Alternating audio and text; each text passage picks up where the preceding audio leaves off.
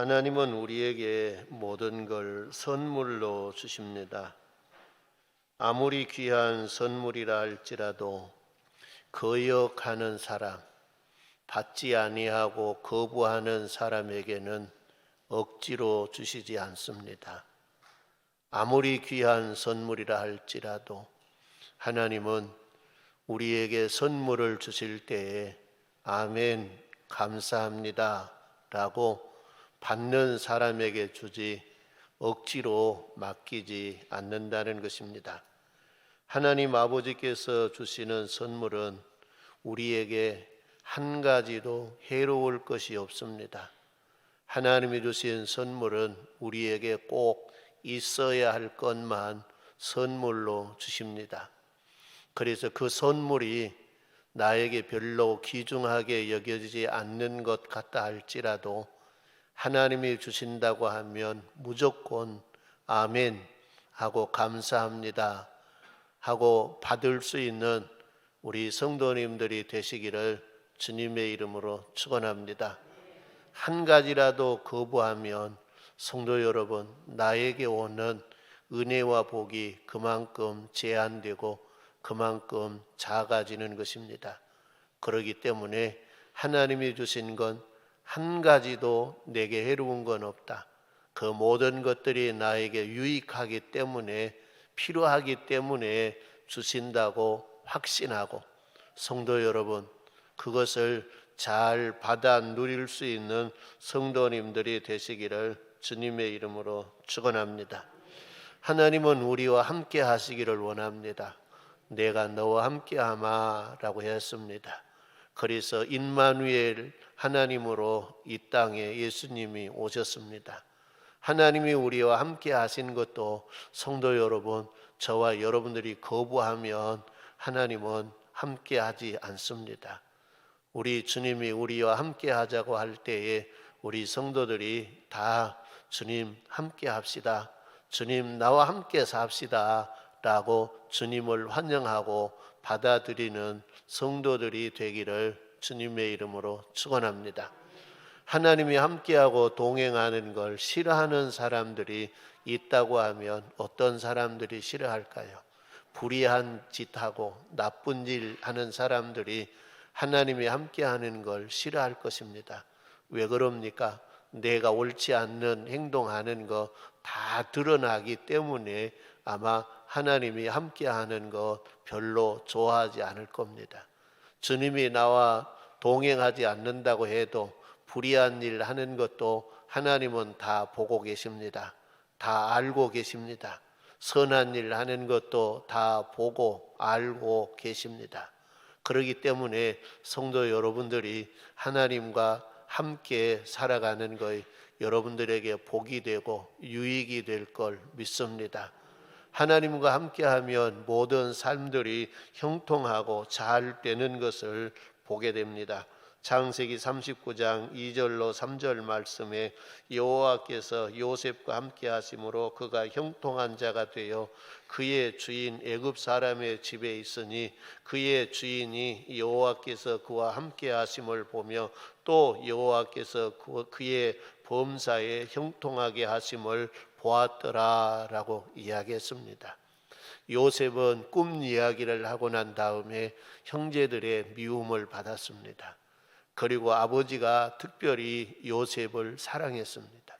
그러니 더욱더 요셉은 형제들에게 미움의 대상이 되었던 것입니다. 아버지의 심부름으로 온 동생을 이들은 잡아서 물 없는 구덩이에 던지고 죽이려다가 그들이 죽인 건 너무나 한 것 같아서 그를 옷을 벗겨서 미디안 장사꾼들에게 의해 팔아버렸습니다. 그래서 요셉이는 애굽에 내려갔습니다. 애굽에 가서 요셉이는 아무도 없는 걸로 생각했습니다. 나의 마음을 알아주고 나를 이해해주고 나를 도와주리는 이 땅에 아무도 없다, 그렇게 생각했던 것입니다. 그런데 그 요셉을 찾아가신 하나님이 요셉아, 내가 너와 함께한다 라고 하나님이 약속하셨어요. 너희 할아버지 하나님, 너희 아버지 하나님, 그리고 또 너희 조상들과 함께 했던 하나님 그 여호와가 너와 함께 하니까 너는 두려워하지 말라, 놀라지 말라 라고 말씀하셨습니다. 그래서 요셉은 하나님과 함께 했습니다. 애굽의 어려운 삶 속에서 그는 믿음으로 그는 형통한 자가 되었고 하나님의 나라 영광을 위해 살 수 있는 그런 사람이 된 것입니다. 이 요셉의 아버지도 마찬가지입니다. 요셉의 아버지가 야곱이죠. 야곱은 형 대신 축복 기도를 받고 형의 노여움을 사서 어머니가 외삼촌 집으로 보냈습니다. 아마 외삼촌 집도 가본 외삼촌 집이 아닙니다. 그래서 아버지가 들려주는 이야기만 듣고 그는 외삼촌 집을 향해서 가는 것입니다. 그런데 이 야곱이도 외삼촌 집을 향해서 가면서 요셉이도 성도 여러분, 나 이제 나 혼자구나 라고 했을 겁니다. 어머니도 없고 아버지도 없고 형도 없고 이제 나는 내 혼자이구나.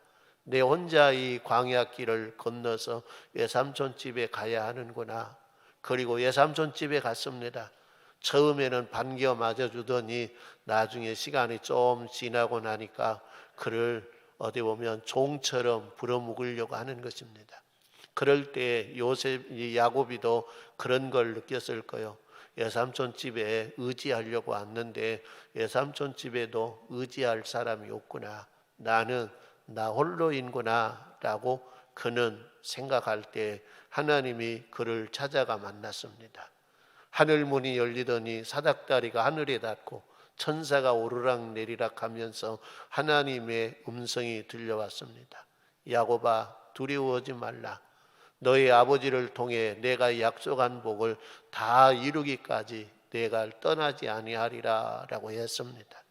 그때부터 이 야곱이는 하나님이 함께 하시는 걸 깨닫고 하나님과 날마다 동행하는 삶을 사는 모습을 보게 됩니다. 오늘 우리 성도님들도 찾아오셔서 우리를 불러주셔서 이 자리에 온 걸 믿습니다. 세상에 있을 때 누구야? 일어나 나와 함께 가자 라고 해서 이 자리에 나오셨고 이 자리에 나와서 예배 드린 걸 믿습니다. 그 하나님은 우리를 떠나지 않습니다. 저와 여러분들이 순간 마음이 하나님의 곁에 떠날 수 있어요. 왜? 세상 것에 유혹되어서 순간 눈도 돌릴 수 있고 마음도 돌릴 수 있어요. 그러나 우리 주님은 우리를 떠나지 않고 버리지 않는다고 약속하셨습니다. 그 하나님이 나와 함께 하심을 확신하고 어려운 세상을 이기고 승리할 수 있는 사람들이 되는 은혜가 있기를 바랍니다. 모든 사람들에게는 다 두려움이라고 하는 거 있습니다. 사도 바울에게도 오늘 본문 말씀에 두려움이 있어서 그가 심히 떨었노라 라고 3절 말씀에 이야기합니다. 내가 너희 가운데 거할 때 약하고 두려워하고 심히 떨었노라. 이 대사도인 사도 바울도 두렵고 떨림이 있었다는 것입니다. 아마 골리앗 장군 앞에 선 다윗이라고 하는 사람도 그 마음속에 떨림이 있었을까요? 없었을까요? 다윗의 마음속에도 저는 떨림이 있었다고 생각해요. 왜? 그 거인 앞에 조그맣한 다윗이 있었습니다. 아주 중무장을 한, 빈틈이 없이 무장을 한 골리앗이 자기 앞에 버티고 있습니다. 자기는 별 무기가 없습니다. 그러나 그는 한 가지 가지고 있는 것이 뭡니까? 하나님을 의지했고 하나님이 함께 하신 걸 확신했다고 하는 것입니다. 사도 바울이 그럽니다. 내가 심히 약할 때 내가 강함이라고 했습니다. 왜 약할 때 강하다고 했을까? 약하면 약한 것이지 강하면 강한 것이지 왜 약할 때 강하다고 했을까? 성도 여러분, 사도 바울이 연약하면 연약할수록 의지할 수밖에 없는 이가 있었습니다. 그분이 여호와 하나님입니다. 다윗이 골리앗 앞에 설 때 인간적으로 자기는 연약한 걸 알았습니다. 그래서 다윗은 오직 하나님만 바라보고 하나님만 의지했다는 것입니다. 그래서 그는 강한 자가 된 것입니다.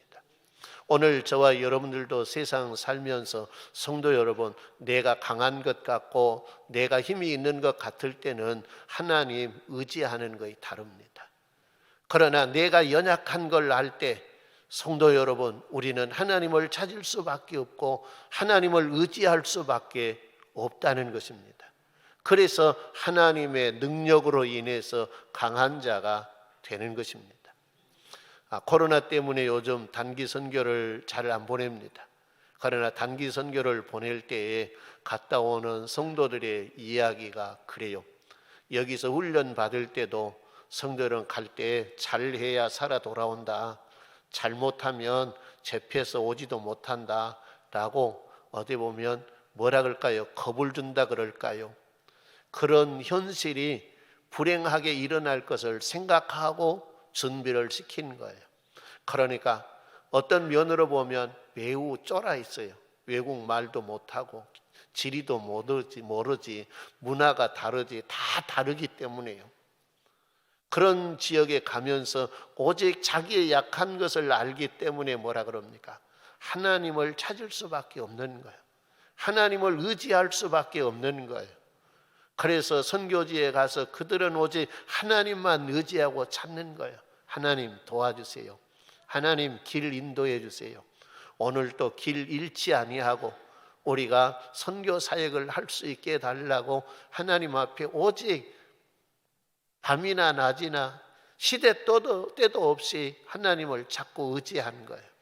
그리고 이제 선교 사역을 마치고 이제 인천공항에 딱 내리면 그 마음이 없어져요. 한숨을 쉬고 안도의 한숨을 쉰 거예요. 이제 됐다. 이제 내 집에 갈 수 있다라고 하니까 믿음이 약해져 버린 거예요. 그러면서 뭐라 그럽니까? 선교지에 갔더니 하나님이 살아서 펄펄 역사하되, 그런데 김포공항에 내려오니까 하나님이 보이지도 않고 하나님의 역사하심도 보이지 않대. 그런 이야기들을 하는 거예요. 성도 여러분, 우리는 강한 자가 아닙니다. 우리는 약한 자입니다. 힘이 없는 사람들입니다. 우리의 힘으로는 아무것도 할 수 없는 그런 존재입니다. 그런 나의 존재를 인식하고 우리는 시도 때도 없이 하나님을 찾고 하나님을 의지하고 살아가는 성도 되셔서 하나님의 힘이, 하나님의 능력이 여러분들을 지키게 할 수 있는 성도의 생활이 되기를 주님의 이름으로 축원합니다. 오늘 말씀은 우리가 꼭 알아야 될 것이 있어서 그것을 말씀드리고자 합니다.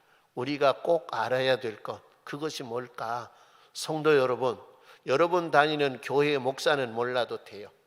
좀 더 거석은 이야기로 하면 여러분 남편 몰라도 돼요. 여러분 자녀들도 몰라도 돼요. 그러나 이것만은 알아야 돼요. 이것만은 잊어버려서는 안 돼요. 목사는 잊어버려도 돼요.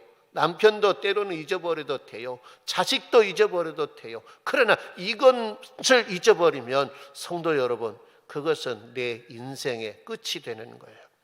그것은 성도 여러분, 은부 지옥으로 가는, 그것은 고속도로보다 더 빠른, 초음속보다도 더 빠른 속도로 지옥의 나락에 떨어지게 만드는 거예요. 그래서 우리가 꼭 알아야 될 일, 꼭 붙잡아야 될 일, 저와 여러분들이 나의 가진 것 중에 가장 귀하게 보화로 여겨야 될 그것이 뭔가? 오늘 사도 바울은 그걸 우리들에게 가르쳐 준 거예요. 성도 여러분들도 사도 바울이 가르쳐 준 이것을 깨닫고 성도 여러분, 어떤 상황이 돼도 이것 잊어버리는 일이 없기를 바랍니다. 치매가 온다 할지라도, 치매가 와서 남편을 몰라보고 자식을 몰라본다 할지라도 성도 여러분, 이것만은 알아야 된다는 것입니다. 그만큼 중요한 것이에요.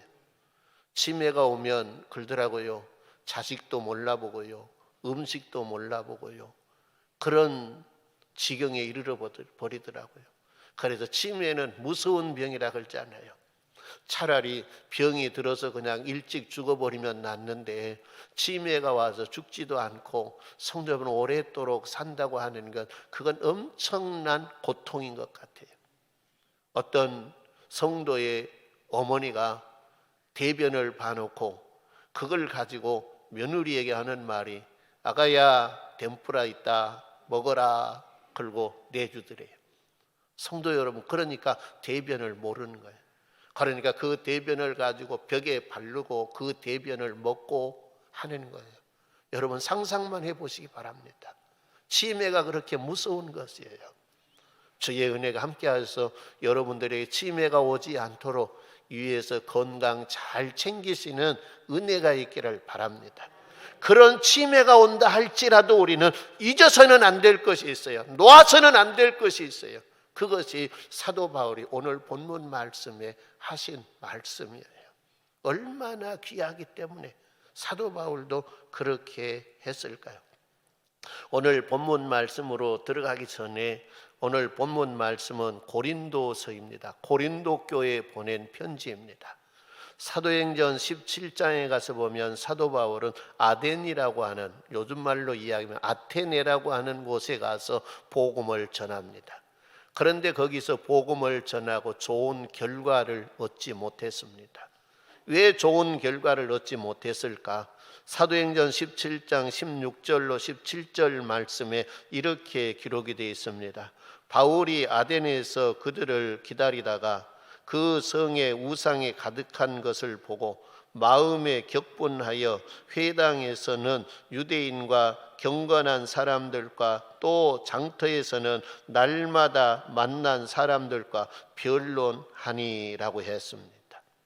여기에 뭐냐? 여기에 하는 말이 그렇게 마음이 격분되었다라고 이야기해요. 이것은 분이 가득했다고 하는 거예요. 쉬운 성경에서는 이렇게 번역했어요. 바울은 아테네에서 실라와 디모데를 기다리고 있는 동안 온 도시가 우상으로 가득 찬 것을 보고 대단히 화가 났습니다. 대단히 화가 났습니다. 그래서 바울은 회당에서 유대인들과 하나님을 경외하는 그리스인들과 토론을 벌였습니다. 그리고 광장에서 만나는 사람들과 날마다 토론을 하였습니다 라고 이야기합니다. 이 말씀을 잘 살펴보면 왜 아테네에서 사도 바울이 좋은 결과를 얻지 못했을까? 세 가지를 생각할 수 있는 것 같아요. 아무리 우상이 많다 할지라도 복음을 전할 때 여러분 화를 내야 됩니까? 안 내야 됩니까? 이제 좋게 해석하는 사람들은 포장을 합니다. 의분을 가졌다고. 의분. 그러나 화를 내는 건 하나님의 의를 이룬다 못 이룬다? 못 이룬다. 성도들이 어떤 일이 있을지라도 그 일 앞에서 화를 내면 그 사람은 하나님의 의를 이루지 못하고 그 사람은 승리하지 못하고 그 사람은 패배하게 되는 거예요. 사도 바울이 그런 거예요. 우상으로 가득 찬 도시예요. 심지어는 이름도 모르는 신당을 만들어 놓고 신을 섬기는 그런 지역이에요. 그러니까 믿는 사람으로서 성도 여러분 얼마나 안타깝겠습니까? 그래도 이 사도 바울이 성도 여러분 화를 내면서 복음을 전해서는 안 된다는 거예요. 그리고 그 다음에 뭘 했느냐 하면 성도 여러분 이들은 뭐냐? 복음을 선포한 것이 아니라 복음으로 변론했다라고 했습니다. 토론을 한 것입니다. 복음은 토론하고 변론한 것이 아니라 선포해야 되는 것이 복음입니다. 복음을 가지고 네가 옳냐 내가 옳냐 그거 따지는 것이 아닙니다. 복음은 그냥 선포하는 것입니다. 사도 바울은 이 실패의 경험을 안고 그의 사랑하는 믿음의 아들 디모데에게 이런 말을 기록합니다. 디모데후서 2장 23절 말씀에 어리석고 무식한 변론을 버리라. 이에서 다툼이 나는 줄 알미라. 할렐루야. 디모데야 내가 해봤다. 우상을 숭배하는 그 사람들, 죄를 짓는 그 사람들을 보고 내가 복음을 가지고 그의 옳으니 그르니 내가 변론을 해봤다. 그런데 아무 결과가 없더라. 너는 변론하라 하지 마라. 하지 마라. 하지 마라. 복음은 변론한 것이 아니라 선포하는 것입니다. 세 번째는 성도 여러분, 복음 전하는 사람은 누구를 앞세워야 됩니까? 무엇을 앞세워야 됩니까? 첫째도 복음, 둘째도 복음, 셋째도 복음입니다. 그런데 성질이 나버렸습니다. 성질을 났다고 하는 건 자기의 감정을 추스리지 못한다는 거예요. 그러면 복음 앞에 자기의 성질이 나간 거예요. 자기의 혈기가 나간 거예요. 그러니까 성도 여러분, 복음이 능력이 있을 수 없죠. 그래서 사도 바울은 아테네에서 복음 전하는 걸 실패했습니다. 디모데후서 4장 2절 말씀에 그럽니다. 너는 복음으로 변론하지 말고 어떻게 해라 그랬느냐? 너는 말씀을 전파하라. 때를 얻든지 못 얻든지 항상 힘쓰라. 범사의 오래 참음과 가르침으로 경책하며 경계하며 권하라라고 했습니다. 여기서 뭡니까? 선포하라, 전파하라는 것입니다. 그리고 성질 내라, 내지 마라. 성질 내라, 오래 참으라. 오래 참으라 한 거예요. 그래서 나는 실패의 경험이 있는데 디모데 너는 실패의 경험을 갖지 않는 사람이 되기를 바란다라고 하는 그런 사랑하는 마음으로 들려주는 말씀입니다. 이렇게 좋은 결과를 얻지 못하고 그는 그 다음에 간 도시가 어디냐? 고린도입니다. 사도 바울은 아마 이 아테네에서 실패한 것이 무엇인가를 뼈저리게 반성하고 돌아봤던 것 같습니다. 그리고 이 고린도에 가서 그는 복음을 전하는 방식이 달라지는 모습을 보게 됩니다. 사도행전 18장 5절 말씀에 신라와 디모데가 마게도냐로부터 내려오매 바울이 하나님의 말씀에 붙잡혀 유대인들에게 예수는 그리스도라 밝히 증언하니라고 했습니다. 혈기 성질에 붙들린 것이 아닙니다. 말씀에 붙들렸다고 이야기했습니다. 승리의 믿음의 사람이 되기 위해서는 말씀에 붙들려야 하는 것입니다. 혈기나 감정이나 이런 것에 붙들리는 사람이 아니라 인간적인 정의나 거기에 붙들리는 사람이 아니라 무엇에 붙들려야 한다고요? 말씀에. 오늘 우리 성도님들이 말씀에 붙들린 삶을 사시기를 바랍니다. 말씀에 이끌려 사는 삶을 사시기를 바랍니다. 말씀에 이끌려 사는 사람이 내 부모요, 내 형제요, 내 자매라고 예수님이 이야기했습니다. 우리는 말씀에 붙들려서 복음을 선포하며 사는 성도들이 되시기를 주님의 이름으로 축원합니다. 그래서 이 사도 바울이 고린도에서 복음을 그렇게 전했어요. 좋은 결과가 나타났어요. 그리고 1년 6개월 동안 이 사도 바울은 고린도에서 머물렀어요. 그리고 고린도의 큰 교회의 부흥을 가져오는 그런 모습을 보게 됩니다. 그러면서 사도 바울은 거기서 결단하는 마음을 우리들에게 보여주는 모습을 보게 됩니다. 좋은 결과를 얻게 된 것이 뭐냐? 여기에서는 인간의 지혜로운 말, 사람들의 귀에 듣기에 좋게 복음을 포장해서 전하는 것이 아니라 오직 뭘 전했느냐? 2절 말씀에 이렇게 이야기합니다. 내가 너희 중에서 예수 그리스도와 그가 십자가에 못 박히신 것 외에는 아무것도 알지 아니하기로 작정하였음이라. 할렐루야. 뭔만 알기로 작정했다 그럽니까? 예수 그리스도의 십자가만 알기로 작정했다는 거예요. 다른 걸 아는 것이 아니라 예수 그리스도의 십자가만 알기로 작정했다. 예수 그리스도의 십자가만을 위해서 살겠다는 거예요. 살겠다는 것. 그래서 사도 바울은 갈라디아서 6장 4절 말씀, 14절 말씀에 그러나 내게는 우리 주 예수 그리스도의 십자가 외에 결코 자랑할 것이 없으니 그러므로 그리스도로 말미암아 세상이 나를 대하여 십자가에 못 박히고 내가 또한 세상을 대하여 그러하니라라고 했습니다. 오직 예수 십자가만 알고 예수 십자가만 자랑하겠다는 것입니다. 내가 다른 것 다 잊어버려도 나는 예수 십자가를 놓을 수 없고 예수 십자가를 성도 여러분 부인할 수 없고 나는 오직 안다고 하면 예수 십자가만 알아야 되겠다. 내가 오직 자랑한다고 하면 예수 십자가만 자랑해야 되겠다라고 그는 결단하는 모습을 보게 됩니다. 왜 그럴까요? 예수 십자가는 능력입니다. 고린도전서 1장 18절 말씀에 십자가의 도가 멸망하는 자들에게는 미련한 것이요 구원을 받는 우리에게는 하나님의 능력이라. 구원을 얻는 우리에게는 하나님의 능력이라. 성도 여러분, 십자가는 능력입니다. 예수 십자가는 능력입니다. 예수 십자가는 우리의 죄를 해결하는 능력입니다. 우리를 살리는 영원한 생명을 살리는 능력입니다. 우리에게 죄로 인해서 내려져 있는 그 모든 재앙과 모든 고통을 성도 여러분 거두어가고 없게 하는 그 능력이 예수 십자가라고 하는 사실인 것입니다. 그래서 사도 바울은 고린도전서 1장 23절 말씀에 그럽니다. 우리는 십자가에 못 박힌 그리스도를 전하니. 뭘 전한다고요? 그리스도. 다른 걸 전한 것이 아니라 그리스도만 전한다는 거예요.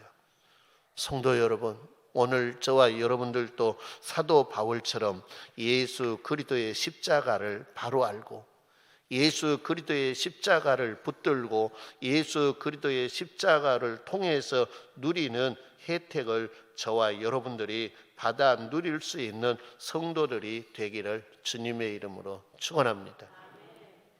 우리의 죄를 해결하는 데는 예수 십자가 외에 다른 것이 필요가 없습니다. 오직 예수 십자가만 있으면 됩니다. 죄로 인하여 사망에 이를 수밖에 없는 저와 여러분들에게 영원한 생명을 얻게 하는 것, 그것도 예수 십자가밖에 없습니다. 다른 무엇이 필요 없습니다. 성도 여러분, 우리에게 내려진 저주, 그것을 푸는 능력이 예수 십자가에 있습니다. 우리가 필요하다고 하는 것, 그걸 믿는 것뿐입니다. 예수 십자가를 믿는 것뿐입니다. 예수님이 나의 죄의 값을 치러주기 위해서, 나의 죄 문제를 해결해 주시기 위해서 예수님이 십자가를 지시고 골고다 언덕에서 십자가에 못 박히신 성도 여러분, 이것을 믿고 받아들이면 십자가의 능력이 우리에게서 나타납니다. 성도 여러분, 이 십자가의 능력이 있기를 바랍니다. 그래서 죄 문제를 해결하고 사망의 문제를 해결하고 저주의 문제를 해결받는 성도들이 되기를 바랍니다. 그래서 누가 뭐라 그래도 나는 예수 십자가밖에 없습니다. 내가 내놓을 것은 예수 십자가밖에 없습니다. 내가 자랑할 것은 예수 십자가밖에 없습니다 라고 자랑할 수 있는 우리 성도님들이 되셔서 마지막 시대 성도 여러분, 성도들에게 닥쳐오는 모든 환난을 우리가 맞닥뜨릴 때 우리도 두려울 것입니다. 골리앗 앞에 다윗이 두려웠던 것처럼, 사도 바울도 두려웠던 것처럼 두려울 것입니다. 그러나 하나님이 여러분과 함께 하십니다. 십자가의 능력이 여러분과 함께 하십니다. 하나님 바라보고 하나님 의지하고 마지막 시대에 어떤 고난이 온다 할지라도 믿음으로 승리할 수 있는 우리 선교중앙교회 가족이 되기를 주님의 이름으로 축원합니다.